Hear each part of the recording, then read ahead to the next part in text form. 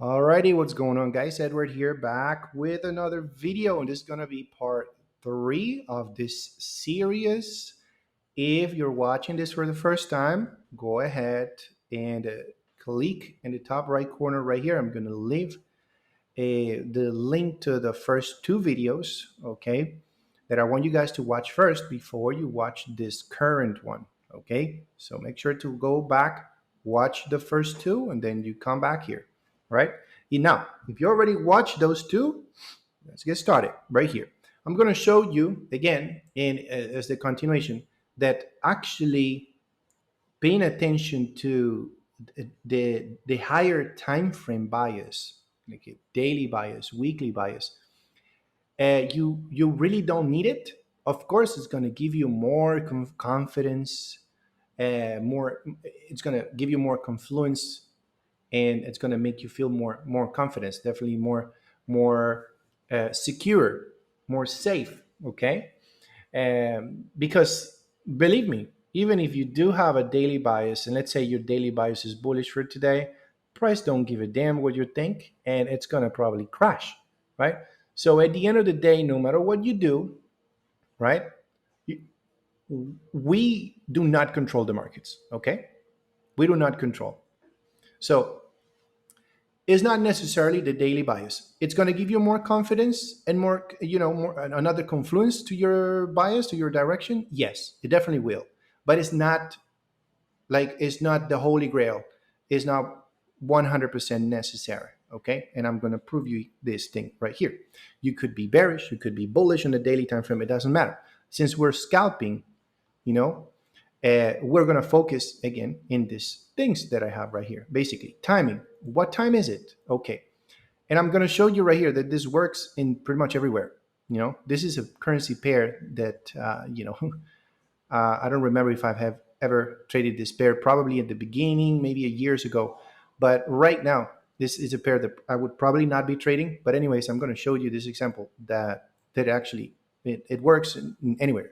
So again, New York session opening right here. And again, price could be chopped. I don't care. We could be probably moving sideways or more bearish, more bullish than whatever. I don't care. I know New York session is opening, and I know what I need to look at right now. What is it that I need to look? Okay, am I in my time? I am in my time. New York session is just opening. So let's go, baby. What else do we need to get? Liquidity. What is the first thing we have to? After the time, of course, liquidity. So I'm going to be marking up a recent high right here. This is I like that double top, right? I love that double top. So I know that liquidity is going to get taken soon. So that's my buy side liquidity. Then what else do we have? Probably this during London. This was the day before. This is yesterday. Well, not yesterday, but by the time I'm giving this example, just assuming this is yesterday. This is the day before. And right here, this is London. 3 in the morning, this is London session. So I'm going to mark up this London session low, sell side, because we could use, if we have a position right here, we enter, we could use these zones as targets as well. Another thing that you can add in your favor, if you like, if you rather, again, not necessary, but it's going to help you feel more confident, is the midnight open. Where's the midnight open? Okay, I'm going to leave it here. This is the midnight open. Those who are wondering what indicator is that, just go here, and ICT kill is this one. Okay, right there. And what are the settings? This indicator comes with a bunch of things I don't use. You can probably pause the video right now, take a screenshot, and have the same settings as I do right now. Same thing. Just make sure you have it the same as I do. Like that, right? Style, like that. Visibility, like that. So anyways, I just want to see the midnight open, okay? Why is that? Because the midnight open tells me probably a little bit of my bias, what my bias can be, okay? So if I am above, for example, if I'm above midnight open, it means that I should be looking for sales. I should be selling. If I'm below, I should be buying, okay? So that gives me sort of a bias, right? This is why I actually probably don't need the higher time frame buyers. So anyways, Understanding that, let's see how the price reacts now at this point. New York session is open. I'm on the 5-minute time frame. This is my favorite time frame to scalp.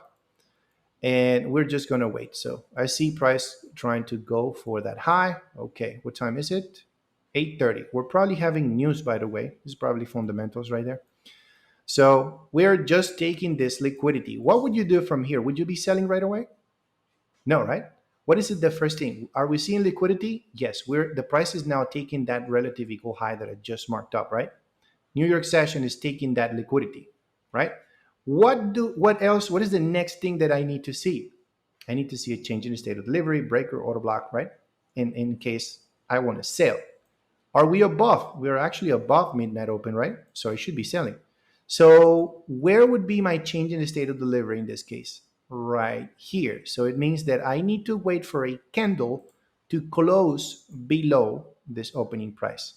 That would be my change in the state of delivery. So let's see how price returns. It's very important that I always, I always try to to to to make sure to see that this rejection, when the price comes back, happens very quick, very aggressive. If it's very slow candles, it's probably a bad sign. If it's quick, a lot better, because it's telling you that I don't want to go up. The market does not want to go up. This was just a manipulation. Okay, this is probably here. We're seeing accumulation, right? Manipulation, and then we're going for distribution to the downside. Okay, power of three. If you don't know that, you can go on my YouTube channel. I do have a bunch of videos based on ICT. I do have a playlist. I'm going to leave it also right here on the top right corner.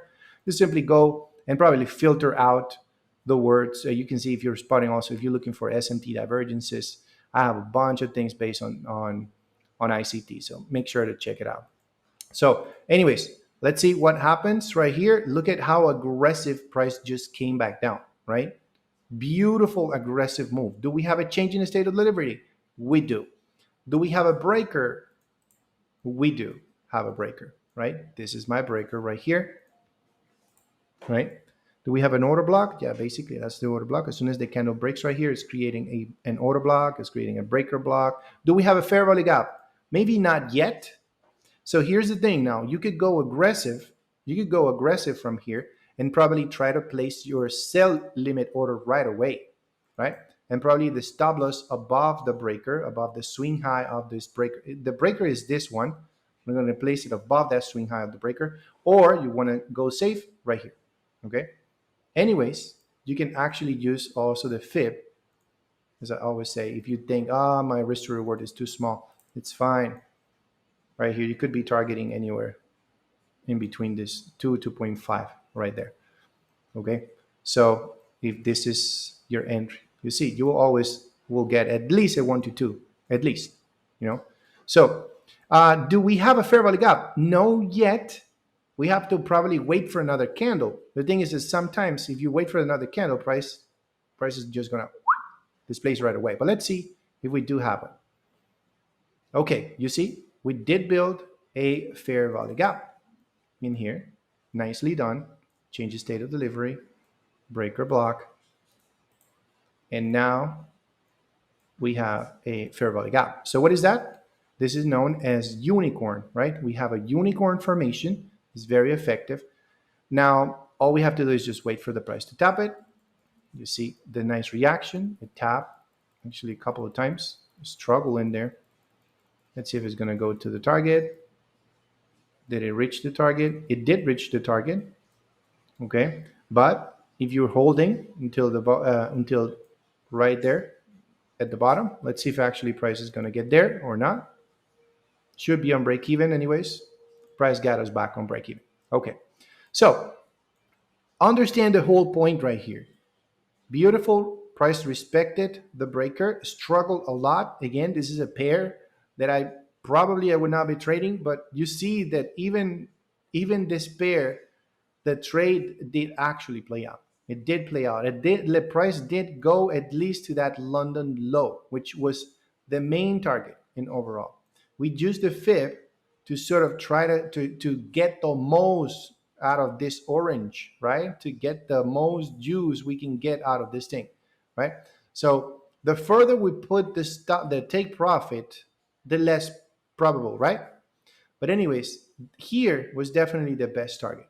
Yes, you can make probably the entry better if you place the stop loss above the breaker right there, and now you end up having a 1 to 3 R, much better, right? So that's another thing you can do.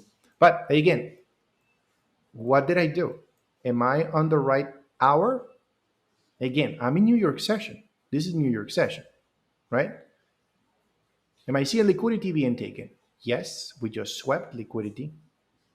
Am I seeing a change in state of delivery after the liquidity? Hell yes. One big ass displacement right here, right? Do we have a breaker? Do we have an order block, a fair value gap? Do we have a unicorn? Yes, we do. We do have all of that. Okay, so where do we target? The opposite liquidity, right? We target opposite liquidity. Doesn't matter the time frame. Again, I'm using just 15 minute, 5 minute, 1 minute. You can spot, you can use those three time frames. Really, the daily bias is not necessary, to be honest. However, it does give you extra confidence, okay? Because if you know your daily bias is bullish, then you know probably what you want to do when scalping. You want to take, you actually want to take buys and you want to ignore sales. But the reality is that you can really have a good sell as well, even though the bias is bullish on the daily. So it wouldn't really matter much, to be honest. So, but this is basically it. Let me see if I can get you another example in this same pair. Let's keep looking. Look at it here. This is the same pair, NCDCHF on the 5 minute time frame, and I want you to see already what has happened right here in New York session this particular day. I wanna show you first before I actually go back bar replay. Right, you see the price actually what it did here, and this is why it's important. Look at this. So New York session. Let's see. New York session is opening right here. Right. We'll probably see that. I don't know what has happened overnight. We're probably choppy, very choppy. Again, this is a pair I will not be trading. So just gonna give you the extreme examples, most extreme example right here. Gonna be marking up the high, probably the most recent low. There's a lot of accumulation here, liquidity, probably this low. I can mark it up. So we are, New York session is opening. We are below midnight. So let's see if it's actually good right here. So let's see if we see some liquidity being taken. It looks like also price is taking this recent highs. Let's see if we happen to have some sort of displacement. That right there, for example, look at it. We're having this doesn't look good, but we're having apparently a change in the state of delivery right here, right? And this change in the state of delivery, we have a breaker. The formation is kind of weird. We did sweep one more high, so close below. So let's see if we have a rejection here to tap and then probably target lows, right? To go selling. But at this point, you see already the midnight open is above. Remember, when we are below midnight open, it means that we should be looking for buys. So there's something wrong right now. You see, we're actually below. So it means I should actually be looking for buys instead of sells at this point. Well, let's see anyways what happened. You already saw what happened. Price tried to go down. Probably, let's suppose we actually took this sell. Let's suppose we actually took it. And we're targeting this lows. Price went halfway down. So that means for me, I'm probably already on break even. I'm closing partials and I'm already on break even. So price, let's see what price is going to do. Price is coming back to my entry point, stopping me out on break even. Why it is not playing out? Why it's not dropping already to the downside? Probably the price is not ready to drop just yet. Remember, we are still sort of below here and structure looks a little weird, but let's see if it's going to drop. Probably is trying to get more liquidity. Are we taking liquidity here? We're not. We are not taking liquidity. Even we could have a change in state of delivery right here with this candle. I'm not entering right here. I'm waiting for actual liquidity. Okay, so we did sweep liquidity now. Okay, now we're almost going for this high. right? We're almost going for that high. We're now starting to trade above midnight, so we should be looking for sales. From that point, we should be looking for sales. Let's see what happens. We're starting to have some displacement. Okay, we are not closing below yet. This would be the change in the state of delivery. Hold on. This would be the change in state of delivery. Let's see if we close. Yep, we did close. We do have a fair value gap. We do have a breaker. Let's see what price is going to do from there. Okay, price goes up, taps the breaker. Okay, I don't like, you see, we have another formation to sell again. Probably could be targeting this lows or even that low, right? From yesterday, from the day before. What I don't like is that we're creating relative equal highs right now. We're leaving this, this is acting as a little resistance right now.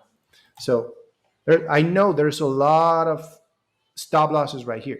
So, but you see, we did have the change in state of delivery. We are tapping the breaker and the fair value gap. So we do have a unicorn, right? It is a unicorn.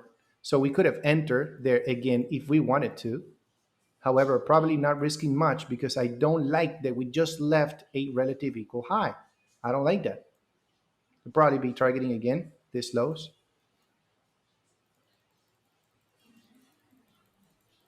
Right? The price did end up thinking overall, actually it did reach the low, you see. So it did end up going all the way down. But would I have taken this position right here? Probably if I would have taken it, this would have been a low risk trade. I would have probably traded small lot size because we're not sweeping this liquidity. This would have been a much wonderful trade if the market would have in fact taken this high and then show the shift in the structure with the unicorn. Okay, a lot better. Let's go. I would be risking 2% of my account in that trade. But in something like this, I would probably not. I would probably not. See what I mean? So even though it was kind of choppy right here, difficult to see, but we did have a couple of changes in state of delivery. First one right here, but then we have a failure. Price is not ready to drop yet, pushes up one more time. It takes this recent liquidity. So you see the price is moving at least after the liquidity is taken. You see, one thing you're going to notice all the time is liquidity. Liquidity is fuel that moves. What all of these trades, all of these examples I've shown you on these 3 videos that I have posted in here on my channel. Liquidity. What are all the things they have in common? Liquidity. Every time you see liquidity being taken, or at least an important liquidity being taken, we see the massive rejection in the opposite direction. And that's the whole point of ICT. So I hope you got something from these videos. I hope you understand a lot better. Okay, let me know if you want to see more. Right, I'll be more than happy to continue posting this series. Again, make sure to subscribe. I would really appreciate a thumbs up. It motivates me to keep posting content for you guys. Go ahead and check out my website, teamprofitsenglish.com. Check out the bundle that I'm offering right now. There's a one-time payment. You can be part of my team forever. One-time payment, and you're part of the team forever. You will receive lifetime mentorship from me. Thanks again, guys, for watching, and I will see you in the next one. Take it easy.